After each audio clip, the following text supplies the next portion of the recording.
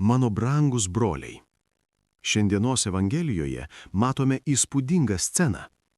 Jėzus išvaro demoną. Ir vis dėlto to nepakanka. Žmonės ir toliau netiki. Jie prašo daugiau ženklų, nori daugiau įrodymų, nori kažko galutinio. Tačiau tiesa yra sunki.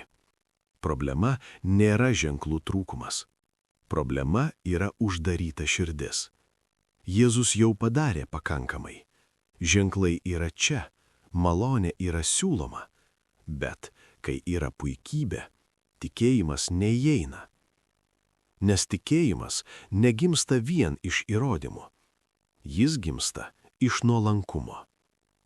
Kas nenori priimti tiesos, visada ras pasiteisinimą. Tais laikais buvo taip pat. Matydami Jėzaus stebuklus, kai kurie sakė, jis išvaro demonus blogio galia. Pažiūrėkite, kaip toli gali nueiti užkietėjusi širdis. Susidūrę su šviesa, jie renkasi sukurti tamsą. Ir tai vyksta ir šiandien. Mes gyvename kultūroje, paremtoje abejonėmis. Kultūroje, kuri sako, abejojimas reiškia būti protingu, tikėjimas reiškia būti naiviu. Tačiau tai yra pavojingas melas. Taip viskas prasidėjo.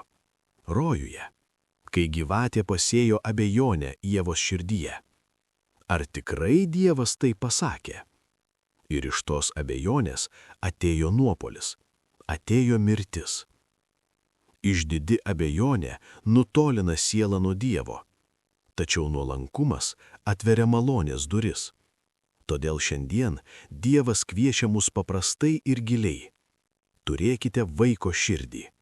Širdį, kuri pasitiki, kuri atsiduoda, kuri negyvena nepasitikėjimu Dievu. Jei Dievas kalba, jei bažnyčia moko, jei tiesa jau buvo apreikšta, neužkietink savo širdies. Nelik abejonėje. Priimk, paklusk, leisk Dievui tave perkeisti.